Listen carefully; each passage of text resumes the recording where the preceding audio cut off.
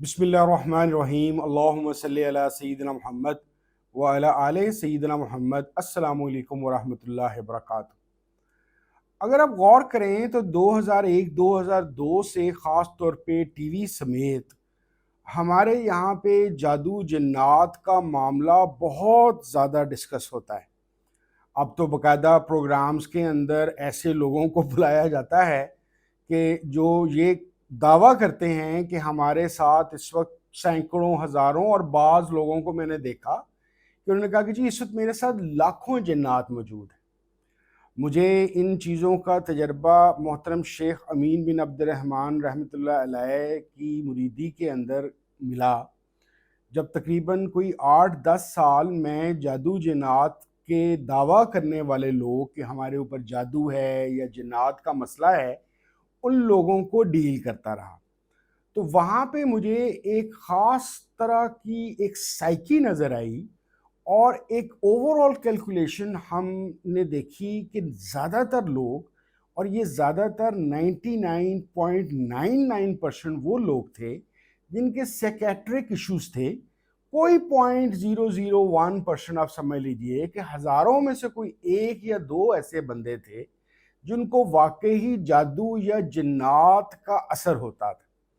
तो इस सारे काम के अंदर असल में जो सबसे बड़ा काम था वो ये असेस करने का होता था कि जो बंदा बयान कर रहा है या जो खातून बयान कर रही है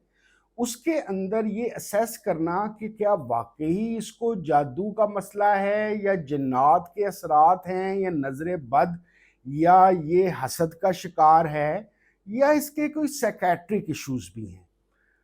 ये आज का मौजू है ही इस चीज़ के ऊपर कि मैं अपने चंद एक्सपीरियंसेस शेयर करना चाहता हूँ कि कैसे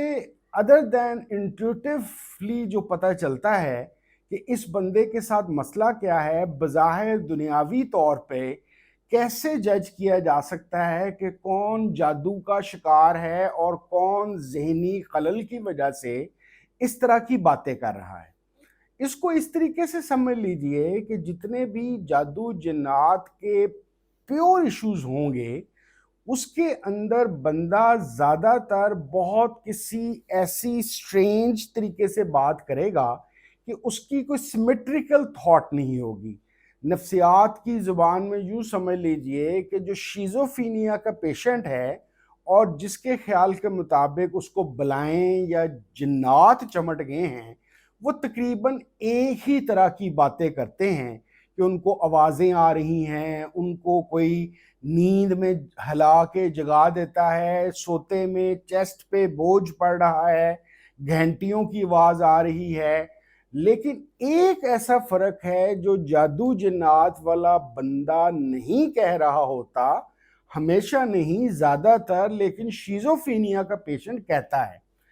शिज़ोफ्रेनिया का जो पेशेंट है उसके साथ एक एक्स्ट्रा मसला ये होता है कि उसके ख्याल के मुताबिक तमाम दुनिया, ख़ास तौर पे उसके बीवी बच्चे, उसके बहन भाई, अगर उसके माँ बाप हयात हैं, वो उसके मुखालिफ हैं और उसकी जायदाद को भी हथियाना चाहते हैं और उसकी ज़िंदगी का भी खात्मा करना चाहते हैं। नॉर्मली ये वाला जो बयान होता है ये जादू जिन्नात वाले बंदे नहीं देते। यानी कि वैसे तो वो कहेंगे कि हमें नुकसान हो गया, कारोबार में हो गया, नौकरी पे हो गया, रोजगार नहीं चल रहा, शायद किसी ने बंदिश या रुकावट कर दी है, लेकिन एक ख़ास तरीके से एक डरे सहमे लहजे में कॉन्फिडेंस में लेके ये बताना कि जनाब असल में ये जो तमाम मेरे रिश्तेदार हैं ये मुझे मुख्तलिफ तरीके से जहर देने की कोशिश कर रहे हैं। मैं चाय और शरबत भी बहुत ध्यान से पीता हूँ और अक्सर मैं पीता ही नहीं कि कहीं इन्होंने जहर ना मिला दिया हो। तो एक तो इस तरह का डिफ्रेंशिएशन ये आता है कि जहाँ पे हम ये सोच लेते हैं कि भाई ये बंदा शिज़ोफ्रेनिया का पेशेंट है या नहीं, क्योंकि करना ये होता है कि आपके पास मेरे ज़ाती ख्याल के मुताबिक, और फिर जिसकी वजह से मुझे मौका मिला बहुत इन डेप्थ साइकेट्रिक डिसऑर्डर्स को पढ़ने का, वो वजह ही ये थी कि मैं बारी बारी مختلف بیماریوں کے جو آپ سمجھ لیجئے سائنز ہیں یا اثرات ہیں، اس کے مطابق بندے سے کویسچن آنسر کر کے پوچھتا تھا، اور باری باری جیسے شیزوفینیا کا ٹرائی کیا، نہیں پورا ہوا چھوڑ دیا، بائی پولر ڈس آرڈر کو چیک کیا، نہیں ہوا چھوڑ دیا، کسی اور طرح کی انگزائٹی یا ہائی لیول کا سٹریس یا ڈپریشن اس کے سمٹمز کو چیک کیا، نہیں ہوا تو اس کو چھوڑ دیا۔ تو کرتے کرتے یہ تمام چیزوں کو اپلائی کر کے دیا جاتا ہے، لیکن اس سے بھی زیادہ جو چیز میں نے سب سے زیادہ مجرب دیکھی، خاص طور پہ وہ لوگ جو اپنے لیٹ 30s اور 40s میں تھے، ان سے میں نے ایک چیز کو ایک دو دفعہ آزمایا، اور پھر وہ میرا ایک سٹینڈرڈ پروسیجر بن گیا کہ میں ان سے یہ ضرور کہتا تھا کہ اپنا بلڈ پریشر کی ریڈنگ کر کے دو، اور اپنا بلڈ پریشر کے علاوہ شوگر ٹیسٹ کر کے بھی بتاؤ۔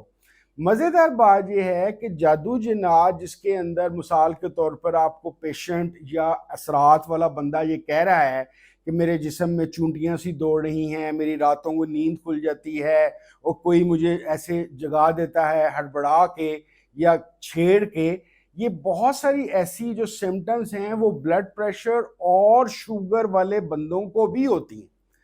تو بعض دفعہ میں اس طرف جا رہا ہوں کہ ہزاروں میں سے جب ایک نکلتا ہے تو وہ نکلتا کیسے ہے؟ تو بہت سارے لوگوں میں سے مطلب یہ ہے کہ تقریباً اکثریت جو سے ایسے لوگ نکلتے تھے کہ جس کے اندر بلڈ پریشر اور شوگر کا مسئلہ نکلتا تھا،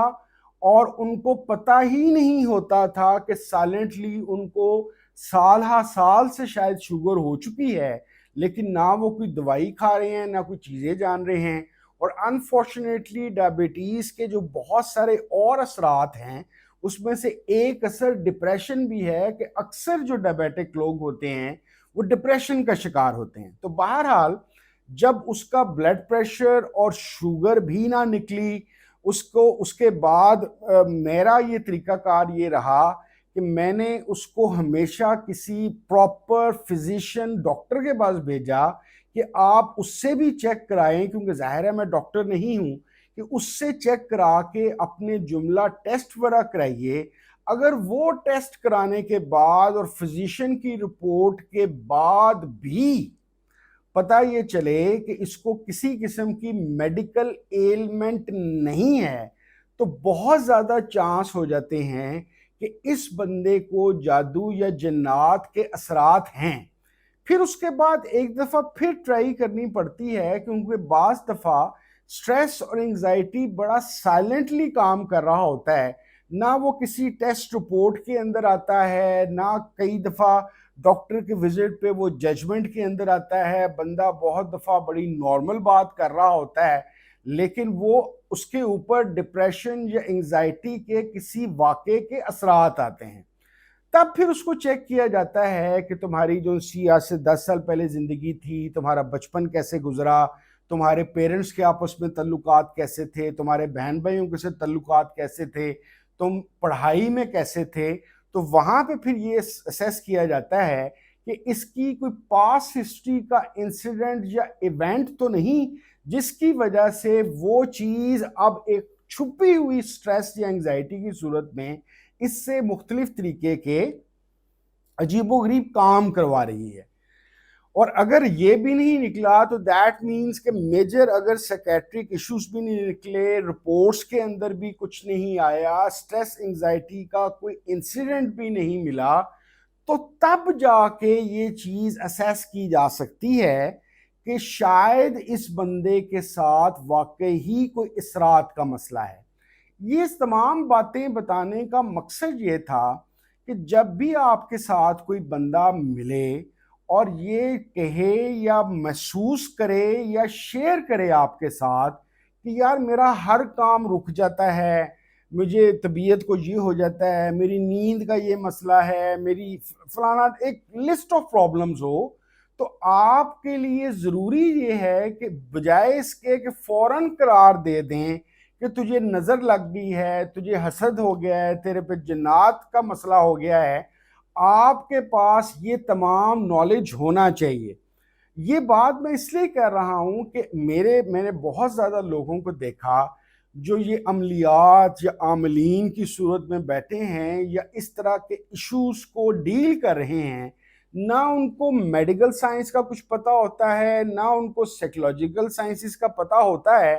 کیونکہ وہ ان چیزوں کو جانتے ہی نہیں، تو وہ ہر دوسرے تیسرے بندے کو جادو یا اثرات کا ایک قیدی سمجھ کے اس کو اور پکا کر دیتے ہیں۔ تو میری ریکویسٹ یہ ہوگی کہ جب بھی آپ کو ایسی کوئی چیز کے احساس ہو تو لب لباب اس بات کا یہ ہے کہ سب سے پہلے کسی صحیح سائیکیٹرسٹ کے پاس جائیں، کیونکہ ہو سکتا ہے کہ آپ کا مسئلہ فزیشین کا نہ ہو، سائیکیٹرسٹ آپ کے دماغ کے اس طرح کی، خاص طور پہ اگر آپ کو گھنٹیوں کی آوازیں آ رہی ہیں اور آپ کی نیند خراب ہو رہی ہے یا چیسٹ پہ کوئی بوجھ محسوس ہو رہا ہے، تو خدا کے لیے ہر چیز کو اس جن بھوتوں کے متھے لگانے کی بجائے کسی سائیکیٹرسٹ یا کسی فزیشین سے اپنا معاملہ ضرور ڈسکس کیجیے۔ اگر آپ کا مسئلہ یہ نکل آتا ہے کہ واقعی آپ کو جادو یا اثرات کا مسئلہ ہے، تو بہتر یہ ہے کہ آپ قرآن کریم اور رسول اللہ صلی اللہ علیہ وسلم کی زندگی میں جو دی ہوئی چیزیں ہیں اس کے مطابق زندگی گزاریں۔ میرا ماننا یہ ہے کہ ہر وہ بندہ جو اللہ رسول صلی اللہ علیہ وسلم سے ان ٹچ ہے، نیکی کے راستے پہ ہے، اپنے راستوں کو بہتر سے بہتر کر رہا ہے، اپنی مشکلات کے حل کے لیے اللہ کریم کی طرف جا رہا ہے،